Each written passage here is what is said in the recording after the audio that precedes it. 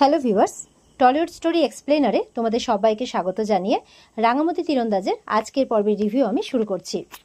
শুরুতেই দেখতে পাচ্ছি যে রাঙাকে উদ্ধার করে গাড়ি করে নিয়ে যাচ্ছে একলব্য সত্যজিৎ। রাঙা বলছে আমাকে তোরা বাড়ি নিয়ে চল। বলে কিন্তু তোমার ঘা তো এখনো শুকোয়নি, তুমি তো অসুস্থ। বলে না, অনেকটাই শুকিয়ে গেছে, তোমরা এক্ষুনি আমাকে বাড়ি নিয়ে চলো।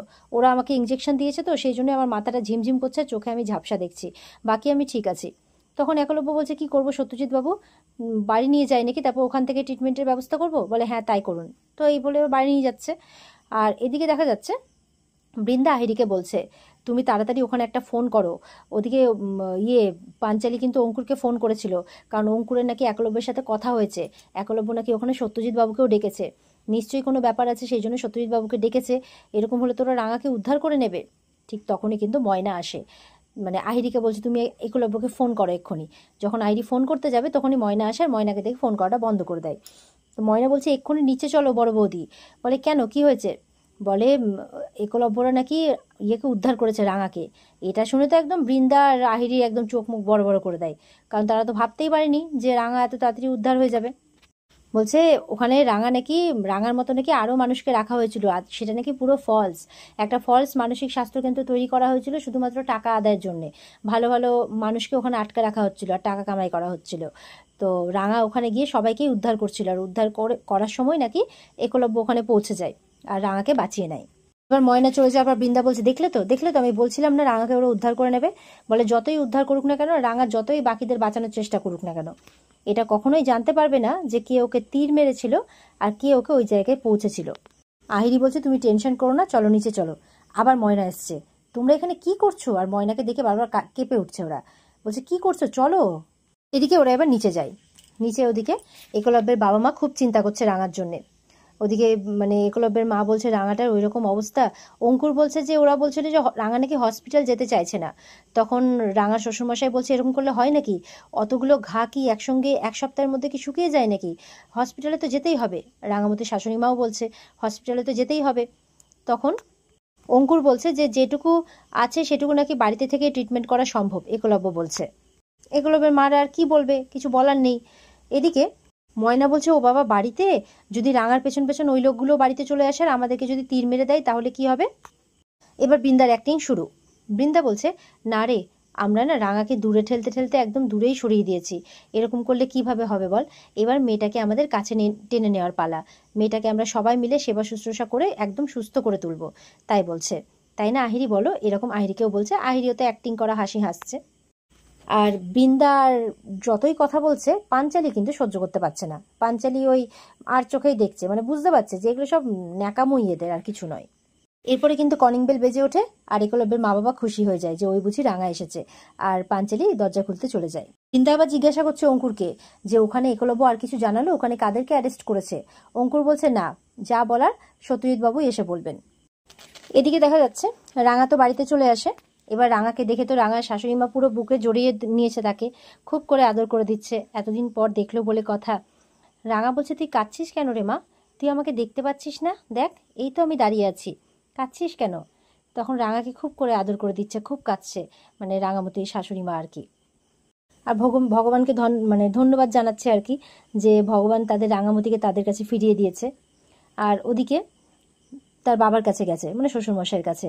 তার বাবাও মন ভরে রাঙাকে দেখছে আর খুব করে আদর করে দিচ্ছে, কারণ হাজার হোক তারা তো মেয়ের মতো করেই রাঙামতিকে ভালোবাসে, হয়তো তার থেকে অনেকটা বেশি। আহিরি বলছে একলব্য তুমি ওকে এখানে কেন নিয়ে গেলে, হসপিটালে কেন নিয়ে গেলে না? তখন বলছে ডক্টরকে ডাকা হচ্ছে, ডক্টর ভালো করে জায়গাটা অ্যানালাইসিস করে বলে দেবেন যে এখন কিরকম করে কি ট্রিটমেন্ট করতে হবে।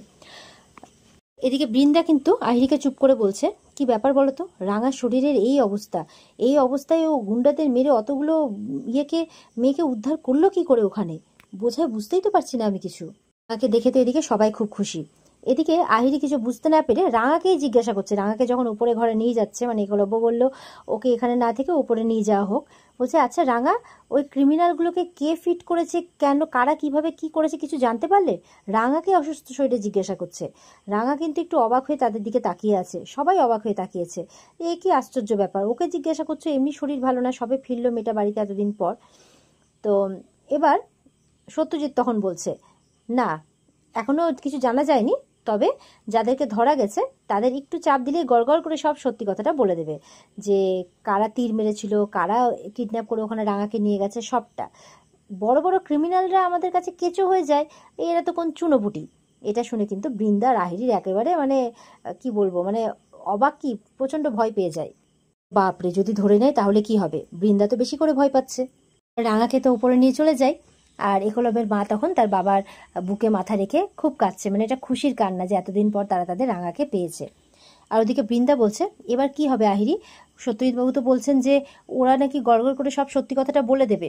তখন আহিরি বলছে, অত কাঁচা খিলাড়ি আহিরি নয়, অত সস্তা নয় যে আহিরিকে খুঁজে বের করবে। আমি অত কাঁচা কাজ করি না, আমার অবধি পৌঁছতে পারবে না, তুমি কোনো চিন্তা করো না। এদিকে দেখা যাচ্ছে পরদিন সকালবেলা রাঙা বিছানার মধ্যে বসে আজব আজব মানে একদম জন্তুদের আওয়াজ করছে আর হেসে যাচ্ছে সমানতালে। চুল টুলগুলো সব পাগলের মতো এলোমেলো হয়ে আছে, মানে ঠিক যেন মনে হচ্ছে সে একদম মানসিকভাবে অসুস্থ হয়ে পড়েছে, একদম ওরকমই আচরণ করছে। তখন ময়না কিন্তু তার ঘরেই আসছিল সম্ভবত। রাঙার এরকম আচরণ দেখে তো খুব অবাক অবাক হয়ে যায়, আস্তে আস্তে করে ঘরের মধ্যে পা টিপে টিপে ঢুকছে। রাঙা এমনভাবে গর্জন করেছে, পশুদের মানে আওয়াজ করছে, একদম মানে হুমড়ি খেয়ে পড়েছে। ওদিকে ময়না দৌড়তে দৌড়তে কোনো রকমভাবে মনে হয় যে নিজেকে বাঁচিয়ে ছুটছে, এরকম একটা ব্যাপার, ছুট দিয়েছে একেবারে। আর এদিকে নিচে একলব্যরা খেতে বসেছে, মানে ব্রেকফাস্ট করতে বসেছে, বৃন্দা আর আহিরিও বসেছে। আর একলব্যের মা খুব চিন্তা করছে রাঙার জন্যে, তুই তাড়াতাড়ি চলে আসিস, আমার খুব চিন্তা হচ্ছে রাঙার জন্যে। ওরা মানসিক বিভাগে নিয়ে গেছিল, না জানি ওকে মানসিক ভারসাম্যহীন করার জন্য কি কি করেছে, কোনো ওষুধ দিয়েছে কিনা, তার কোনো সাইড এফেক্ট হবে কিনা, খুব চিন্তা হচ্ছে আমার, এরকম ভাবে বলছে। এদিকে একলব্য আহিরিকে বলছে, তুমি তাড়াতাড়ি তৈরি হয়ে নাও, আমি কাজে যাওয়ার আগে তোমাকে ড্রপ করে দিয়ে যাব। আর তোমাকে আমি অনেক ধন্যবাদ জানাচ্ছি, তোমার কাছে আমি সত্যি খুব কৃতজ্ঞ যে এই বিপদের দিনে তুমি আমার পরিবারকে একদম নিজের পরিবার মনে করে সবার পাশে থেকেছো, সবার মনে সাহস জুগিয়েছো, এমনকি রাঙামতিরও পাশে থেকেছো। এর জন্য সত্যি আমি খুব কৃতজ্ঞ তোমার কাছে, তাই বলছে। তখন বৃন্দা মনে মনে বলছে, এই মেয়েকে তো আর চেনো না একলব্য, তোমাকে এক হাটে কিনে আরেক হাটে বেচে দেবে। তোমার যে কি হাল করবে না সেটা তুমি বুঝতেই পারছো না, এই বলছে বৃন্দা, বলছে আর কি মনে মনে। বলছে এই মেয়ে তোমাকে পুরোপুরি গ্রিপে না নিয়ে তো ছাড়বে না, আজ না হোক কাল তোমাকে বাধ্য করবে বিয়ে করার জন্য। এদিকে তো এই কথাবার্তা চলতে চলতে উপর থেকে ময়না একদম ছুটতে ছুটতে আসছে, ভূত ভূত ভূত, ভূতে ধরেছে, রাঙাকে ভূতে ধরেছে। এবার তো খাবার টাওয়ার ছেড়ে একদম লাফিয়ে উঠেছে একলব্যরা, কি হয়েছে কি হয়েছে বলে, রাঙাকে ভূতে ধরেছে, যেমন চিত্র বিচিত্র কেমন সাউন্ড করছে সব, রাঙাকে ভূতে ধরেছে, কিছু একটা ওর হয়ে গেছে। সবাই তো শুনে অবাক। বলছে আমি এক্ষুনি সাত্তকীকে ফোন করবো বাবা, আমার খুব ভয় লাগছে। তখন বলছে একলব্য, শান্ত হও মেজবৌদি, শান্ত হও, কিচ্ছু হবে না, মনে হয় মানসিক স্বাস্থ্য বিভাগে ওকে যে ওষুধগুলো দিয়েছিল এটা তারই সাইড এফেক্ট, সেগুলোকে কাউন্টার করার জন্য তো ডক্টর ওষুধ দিয়ে গেলেন, তারপরেও এরকম কেন হবে? একলব্য তার মাকে বলছে, চলো তো মা, চলো তো আমরা গিয়ে একবার দেখে আসি। তখন তার মা আর একলব্য যাচ্ছে, এদিকে আহিরি আর বৃন্দাও যায় পিছে পিছে দেখার জন্য। বৃন্দা যাওয়ার আগে ময়নাকে বলছে, আচ্ছা ও কোনোভাবে অ্যাক্টিং করছে না তো? বলে অ্যাক্টিং কিভাবে অ্যাক্টিং করবে, কাকে দেখাবে, কাকে দেখিয়ে অ্যাক্টিং করবে, ঘরে তো কেউ নেই, আমি তো ওখান দিয়ে যাচ্ছিলাম, তখন ওর চিত্র বিচিত্র সব সাউন্ড শুনে আমি ঢুকলাম, চুলগুলো খোলা, চোখগুলো বড় বড়, কেমন একটা যেন করছে, ভূত ঘাড়ে চাপলে যেমনটা করে মানুষ ওরকমটাই করছে। বলছে দেখো, তীর দিয়ে তো মানুষকে মেরেই ফেলে, তার মধ্যে যদি ভূত ঘাড়ে চাপে তো কি হবে ভাবো। এবার তো বৃন্দা চলে যায়। ময়না বলছে, আমাকে একা ফেলে চলে গেলে, আমার তো খুব ভয় লাগছে, এই বলে ময়নাও পেছন পেছন দৌড়চ্ছে। ঘরে রাঙা কিন্তু একদম উল্টোপাল্টা বকে যাচ্ছে, কখনো হাতি হচ্ছে, কখনো বাঘ হচ্ছে, আর উল্টোপাল্টা কথা বলে যাচ্ছে। তখন কিন্তু সবাই আসে ঘরের মধ্যে, আর ও সমানে মাথা চুলটাকে নিয়ে বনবন করে ঘোরাচ্ছে, বনবন করে ঘোরাচ্ছে, আর সামনে হাতি সুরের মতো বের করে রেখেছে, হাতি হয়েছে, আর প প আওয়াজ করে যাচ্ছে। আর এদিকে একলব্য আসে, কি হয়েছে রাঙামতি, কি হয়েছে? রাঙামতি তাও ওরকম করেই চলে যাচ্ছে। এরপর ময়না তো ভয় পাচ্ছে, একবার লাফিয়ে আহিরির কাছে যাচ্ছে, একবার লাফিয়ে বৃন্দার কাছে যাচ্ছে। ওদিকে মানে রাঙামতির শাশুড়ি মা আসে, তখন এসে বলছে, কি হয়েছে রাঙা, কি হয়েছে? রাঙা সামনে যেতেই কিন্তু রাঙা তার শাশুড়ি মাকে ধাক্কা দিয়ে দেয়। আহিরি মানে একলব্য ধরে নেয়। বৃন্দা আর আহিরি কিন্তু অবাক হয়ে দেখছে। একলব্য বলছে, রাঙামতি তুমি এরকম করো না, তোমাকে ওষুধ খেয়ে ঘুমোতে হবে, তবেই তুমি সুস্থ হবে, এরকম করো না। আবার একলব্যকেও ধাক্কা দিয়ে দেয়, কি বললি তুই? আটকে রাখবি আমাকে? আমি হস্তি রানী, আমাকে খাঁচাটায় আটকে রাখবি? এত সাহস তোদের? তবে মা বলছে, ও হস্তি রানী বলছে, আমি জানি, ও জঙ্গলে ও একটা হাতি ছিল যাকে ও হস্তি রানী বলে ডাকতো, ভালোবাসতো রাঙা ওকে, ও মরে গেছিল বলে রাঙা খুব কান্নাকাটি করছিল, কিন্তু এখন ময়না বলছে, ও মা গো, এ তো হাতির ভূত। তাকে বলছে, ও দিদি ভাই দেখেছো, আমি তোমাকে বলেছিলাম ওর মধ্যে দুষ্ট আত্মা ঢুকেছে, আমি বলেছিলাম তোমাকে। বৃন্দাও যেন ভয়ে কেঁপে কেঁপে উঠছে। রাঙা একদম হস্তি রানী বলে তেড়ে গেছে ওদের দিকে, বৃন্দা একদম আহিরির পেছনে লুকিয়ে গেছে, ময়নাও চমকে উঠেছে একেবারে। রাঙা বলছে, হস্তি রানী কিন্তু খেপে উঠেছে, তোরা পালা, না হলে কিন্তু সব লন্ডভন্ড করে দেবে।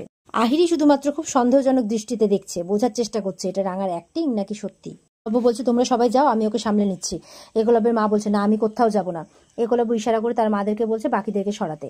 তখন একলব্যের মা বৃন্দা, আহিরি এদের সবাইকে যেতে বলছে, বলে ওরা সামলে নেবে। ওরা তখন চলে যাচ্ছে। একলব্য কিন্তু দরজাটা বন্ধ করে দেয়। বৃন্দা আর কিন্তু কান পেতে শুনছে বাইরে আহিরি, যে শুনতে হবে তো, সত্যি না অ্যাক্টিং। এদিকে দরজাটা একলব্য লাগালো, তার কারণ হচ্ছে জিজ্ঞাসা করছে আর কি রাঙাকে, রাঙা কি হয়েছে তোমার, বলো না, তুমি কি অ্যাক্টিং করছো, নাটক করছো, না কি হয়েছে তোমার, বলো না, না অসুস্থ লাগছে, কি কি মনে হচ্ছে তোমার, বলো।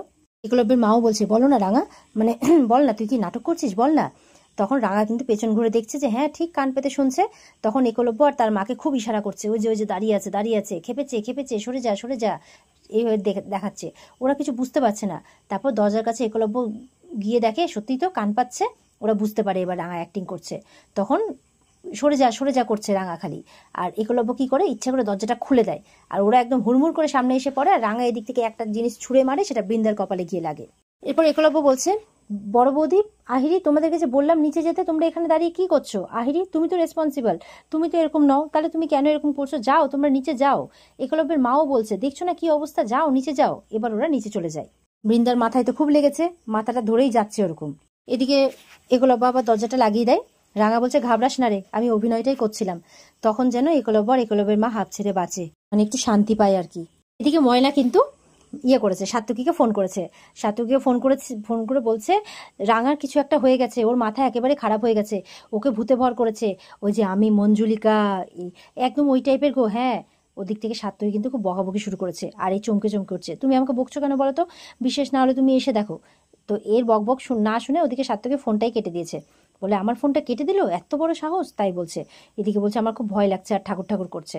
তখন বৃন্দা আর আহিরি তার ঘরে আসে। ওদিকে বৃন্দা বলছে আহিরিকে, কি ব্যাপার বলো তো, কিছু বুঝতে পারছো? দেখছে ময়না তো একদম ভয়ে কাবু হয়ে গেছে। তখন আহিরি কিছু একটা ইশারা করছে ময়নার দিকে তাকিয়ে বৃন্দাকে। তখন বৃন্দা যেন বুঝতে পারে তার ইশারাটা। আর এদিকে একলব্যর মা মানে রাঙাকে জড়িয়ে ধরেছে আর কি। আর বলছে অনেক ধন্যবাদ ভগবানকে যে তোর কিছু হয়নি। আর ওদিকে একলব্য বলছে থ্যাংক গড। রাঙা হাসছে। আর এখানে আজকের পর্ব শেষ হয়ে যায়। তো বন্ধুরা, এই ছিল আজকের পর্বের রিভিউ। মানে কেমন লাগলো তোমরা কমেন্ট করে অবশ্যই জানাবে। আর আগামী পর্বের রিভিউ পাওয়ার জন্য অবশ্যই অপেক্ষা করে থাকবে। দেখা হচ্ছে, টাটা।